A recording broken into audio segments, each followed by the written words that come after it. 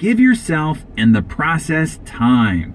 Like any great endeavor, it takes time to figure it out, get good at it, and have it produce a harvest for you. Particularly in this business, because it's a model of leverage, meaning you earn 1% on 100 people's efforts instead of 100% of your own. There is a critical mass that needs to be developed. This business is the ultimate example of the compound effect, which by now you have figured out was the title of my last book. In the book, I model the compounding penny, a penny that doubles every day for 31 days. When the penny starts compounding, the penny on day 2 is just 2 pennies. Day 3, 4 pennies. All the way to day 10, it is still only $5.12. Well, imagine these are your months in the business. You are now 10 months down the road, and you are at $5.12 of income. Does it look like it might not be working? It would appear that way, but what you don't know is that you have incited the compound effect. If you stick with your commitment, you will see that by day 20, it is $5,242. Still, no fortune. But if you stick with it through patience, consistency, and commitment, on day 31, that compounding penny is $10,727,418. What is important to understand is that the math between day 1 and day 2, and the math between day 30 and 31, all along the way was exactly the same, but you couldn't really see the magic of the exponential growth until it reached critical mass. That is exactly what you will experience building your business, and you will have to be willing to keep on keeping on. Maybe simply in faith, knowing that even though the results aren't visible, the compound effect is working. And if you commit consistently enough, long enough, the rewards will be astronomical. That is why I ask you to simply commit to being here a year from now and do the simple basics all along the way, because it will appear like it's not working.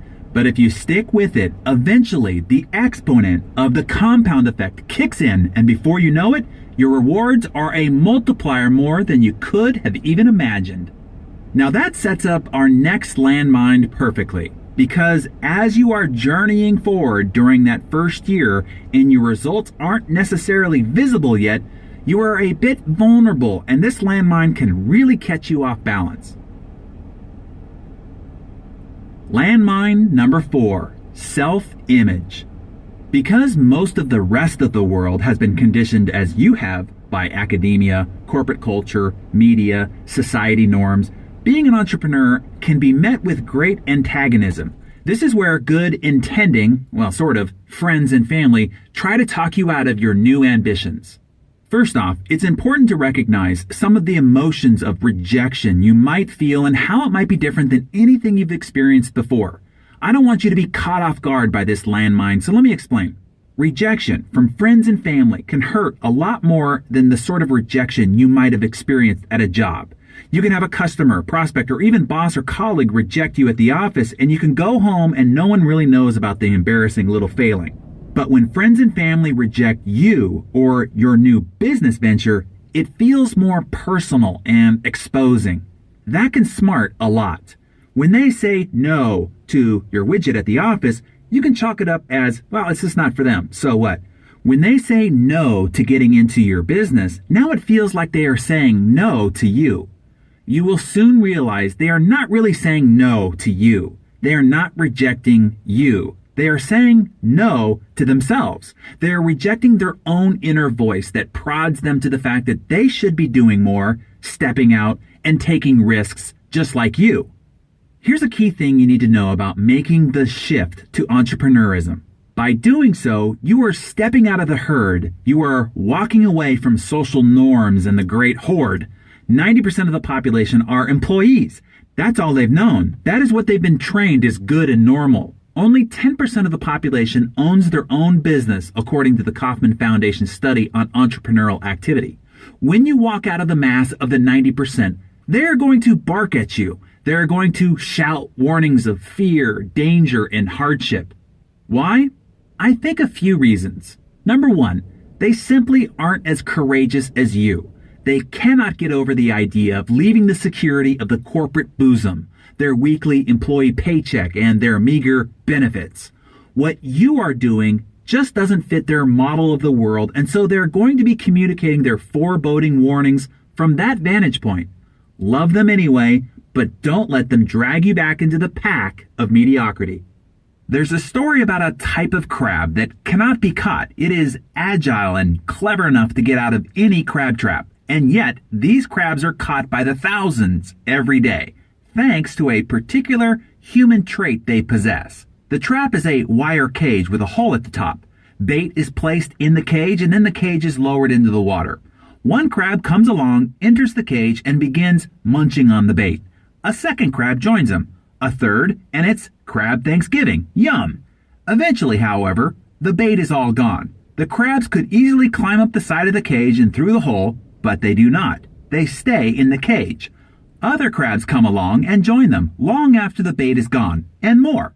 Should one of the crabs realize there's no further reason to stay in the trap and attempt to leave, the other crabs will gang up on him and stop him. They will repeatedly pull him off the side of the cage. If he persists, the others will tear off his claws to keep him from climbing. If he persists still, they will kill him. The crabs, by force of the majority, stay together in the cage. The cage is hauled up, and it's dinner time on the pier. The chief difference between these crabs and humans is that the crabs live in water and the humans on land. Anyone who has a dream, one that might get them out of what they perceive to be a trap, had best beware of the fellow inhabitants of the trap. Now, the human crabs do not usually use physical force, although they are certainly not above it. They generally don't need it, however. They have more effective methods at hand and in mouth, such as innuendo, doubt, ridicule, mockery, sarcasm, scorn, sneering, belittlement, humiliation, leering, taunting, teasing, lying, and dozens of other tactics the crabs around you use to pull off your claws or kill your dreams. Be leery of the crabs around you, content with staying in the trap and wanting to keep you in with them. Number 2, you make them look bad. You are a giant exposing mirror to them, and your actions are being reflected back to them. They know they should be doing what you are doing, but they are afraid. By you doing it, it makes them look bad for not doing it themselves. Instead of borrowing from your strength and joining you, it is easier for them to make fun of you, try to convince you why what you are doing is dumb, stupid, bad, or foolish, in the hopes that you will give up and come back to the pack so they can no longer look at you and feel bad about themselves.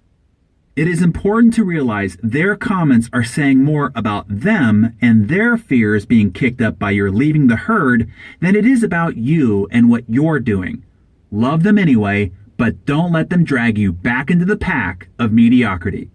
A colleague in a prior venture I did told me about an article he read some time ago. This reality changed my view of how important other people's opinions should be of me.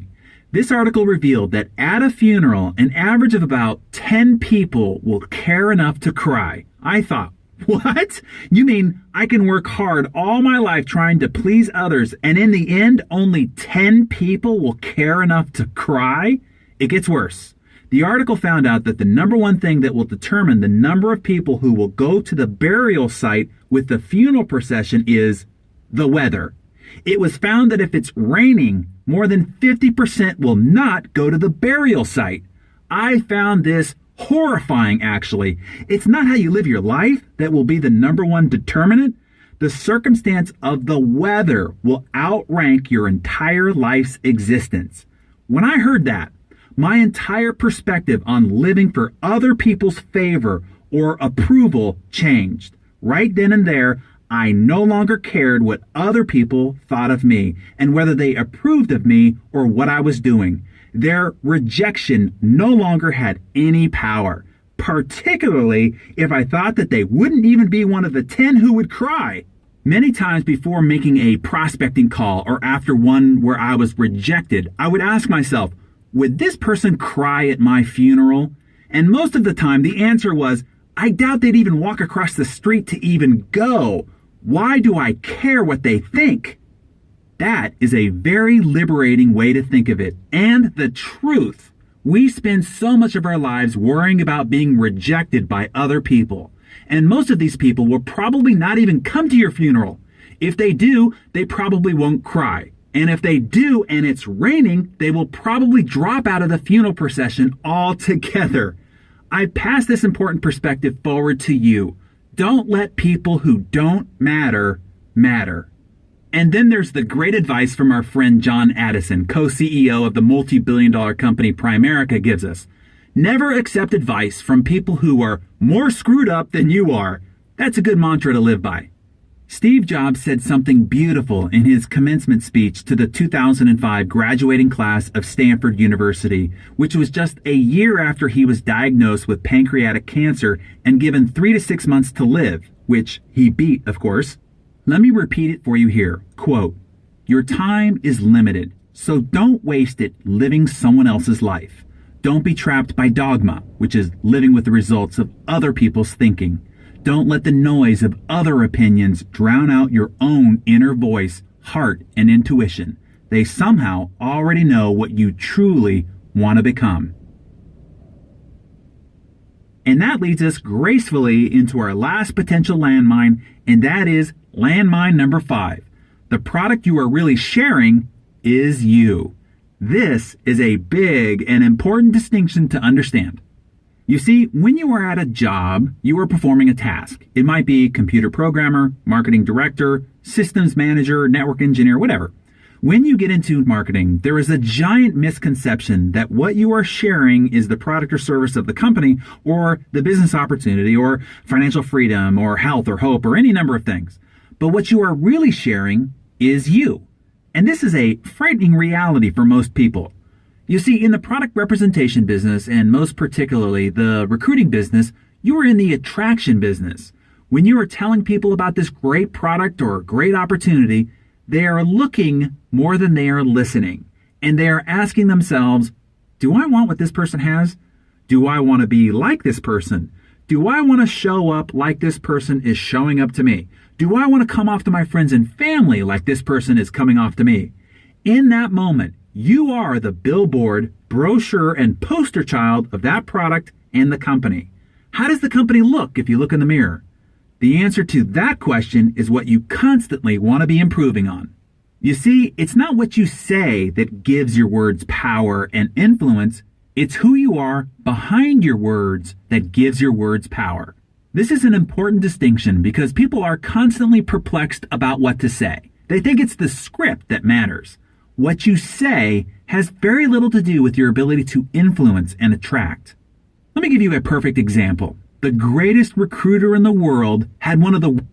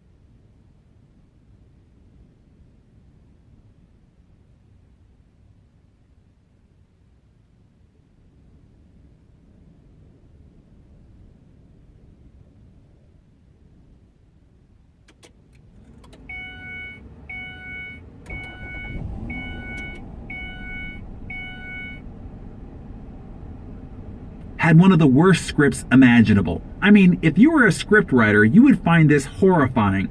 Here's what he said. You follow me. That's it. That was his complete recruiting script. But it was effective. Why? It wasn't what he said, it was all that he was. His name was Jesus of Nazareth, and his reputation of who he was more important than the words he used. Just think about it. This is true for you as well. There are people in my life that if they called me and said, follow me, I would, no questions asked. I believe in who they are to that degree. And then there are other people in my life, no matter what they said, they could give me the most professionally polished, entertaining, emotionally charged, psychologically calculated, and visually stimulating presentation imaginable, but there's no way I'm following. I'm sure you know people like that too.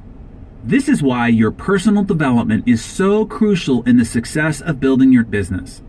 One of the days that changed my life was a day back in November of 1994. I went to a seminar, and that was the day I met the man who would become my mentor, Mr. Jim Rohn. I wasn't even there to hear or meet Jim. I was there to meet the promoters of the event. But I needed to wait until the event was over, so I sat down and listened to this willowy, gray-haired man with the most fascinating voice and intonations lecture about the principles of success. What he said riveted me. Jim Rohn asked the audience, "How many people want more?" I thought, yes, I want more. Success, money, a better body, more companionship, etc. And I awaited the instructions of what to do. By that point in my life, I had experienced some moderate success already, but I had done it through sheer brute force. I was aggressive and just outworked, outfailed, and outpersisted everyone else to grab my achievements. I did it by doing, do. But what Jim said next would multiply my income, my goal achievement, and my results. And it wasn't by doing. Jim continued, if you want to have more, you have to become more. He said, success is not a doing process, it's a becoming process. What you do, what you pursue, will elude you. It could be like chasing butterflies. Success is something you attract by the person you become. Wow, I thought. This was the first time I'd heard this twist of perspective, insight, and wisdom. Jim continued, for things to improve, you have to improve. For things to get better, you have to get better. For things to change, you have to change. And when you change, everything changes for you. Wow, those were the keys to the kingdom for me and what launched me on my constant, unrelenting, and never-ending journey of continuous personal development. And he was right. The next year, I tripled my income to over 7 figures a year, and within 4 years was a self-made multimillionaire. And I wasn't doing any more than I had before I met Jim. My doing wasn't any different, but who I was doing it was. And that made all the difference in the world. I invite you on such a journey, the journey of continuous personal development.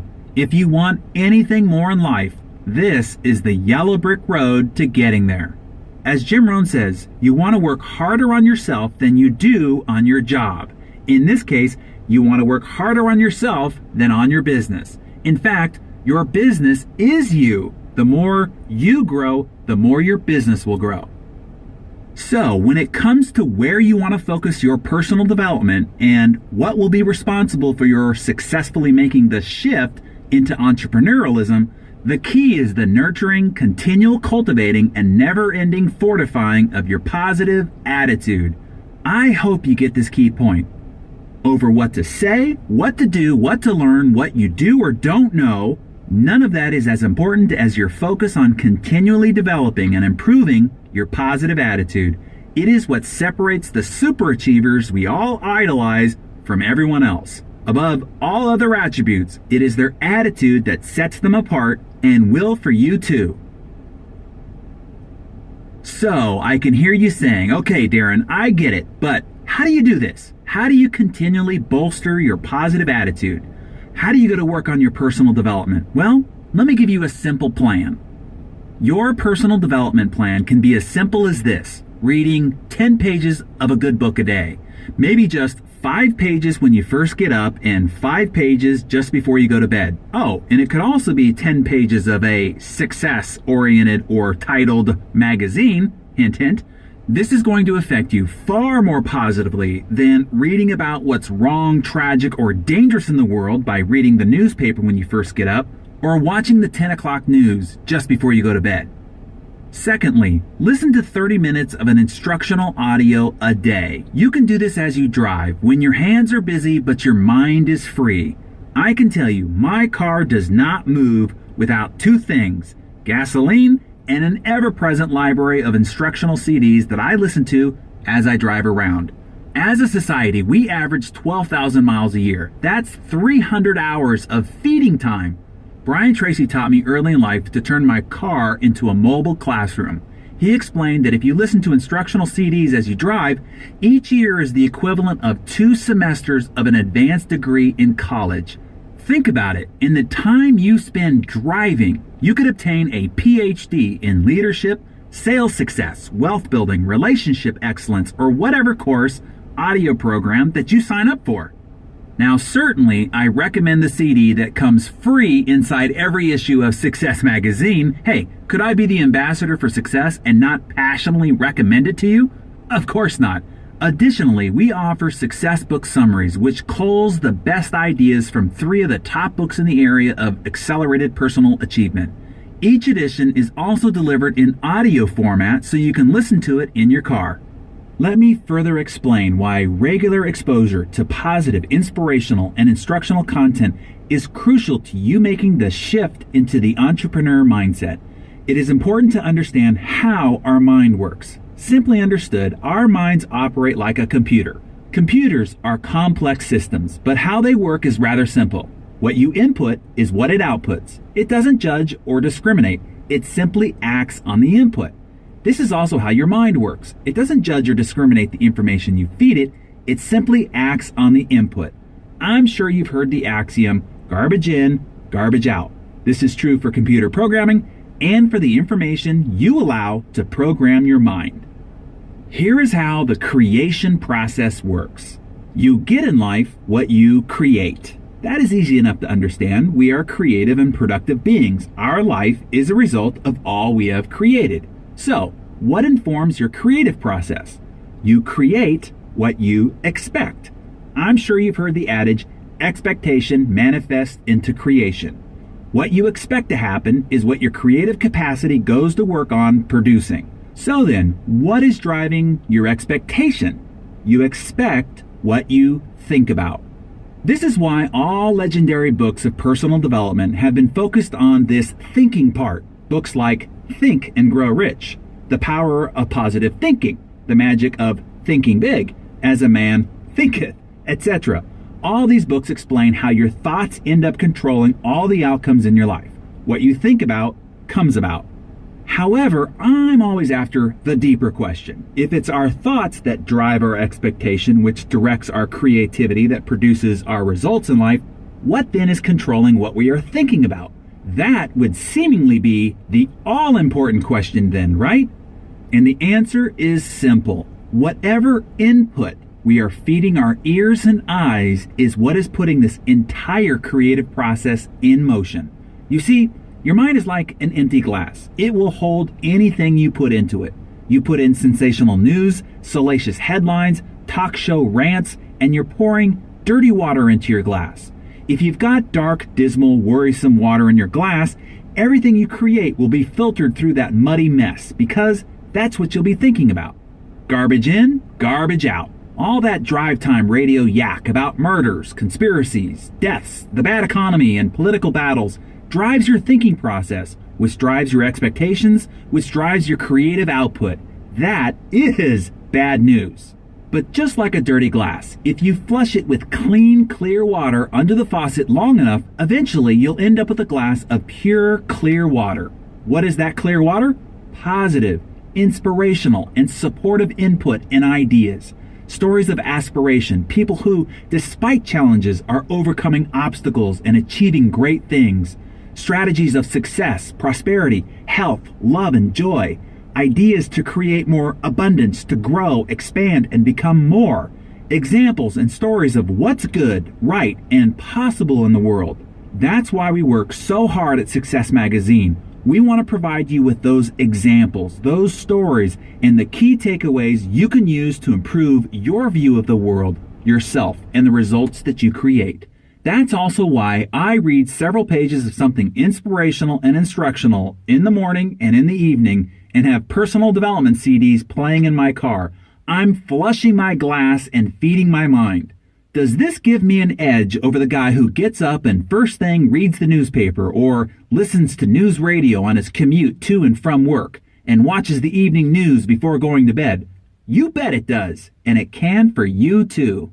Now get this, just after completing the 1-year commitment you've made to yourself to be here in your new business, this simple commitment to 10 pages of reading and 30 minutes of listening, which by the way includes taking the weekends off, we don't want to wear you out or anything, you will have read 13 books and listened to 130 hours of success and achievement material. Books and audio material on becoming a more confident leader, a more persuasive communicator, a more efficient and productive achiever, strategies on living healthier with more energy and vitality, ways to foster deeper intimacy and passion in your marriage or personal relationships, whatever. Imagine the impact this instruction can have on who you are and how you show up in the world, particularly to the friends and family around you and those you come to interact with daily. This will make you attractive beyond belief and will make you a magnet to other like-minded achievers around you. So, where do you find these resources? Again, you can go to success.com, subscribe to Success Magazine, and find other books and audio programs to continue to feed and flush your mind. As mentioned before, I recommend all the Jim Rohn audio programs and certainly the Compound Effect book and audio program. You can also register to receive Seeds of Success, which is free and it delivers great ideas, tips, and inspiration into your email inbox each week. If you want a complete list of my favorite personal development resources, you can find them on my blog at darrenhardy.success.com. Now, I want to leave you with 2 final suggestions for completing your shift into entrepreneurialism. Number 1, do it now. The journey of 1,000 miles begins with a single step. Fear keeps people from taking action and moving forward. Their mind invents 1,000 excuses to why they are not ready. I'll start on Monday. I need to organize my list. I need to get my business cards first. I need to get a new briefcase, file folders, or paste the pictures on my vision board first.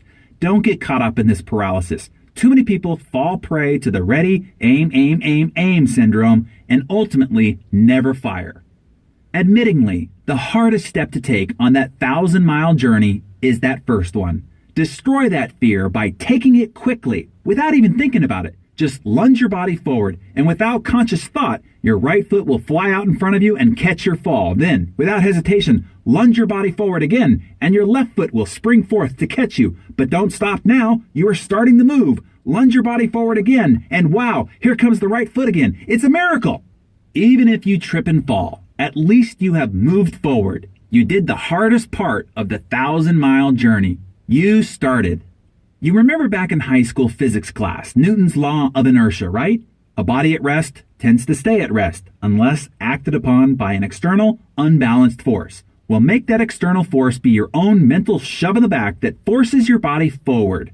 I promise your feet will catch your fall. Now, Newton's second law can kick in. A body in motion tends to stay in motion. And yeah, you have done what 90% of people fail to do. Get started. Napoleon Hill once asked an audience, what is the average number of times that a person tries to achieve a new goal before they give up?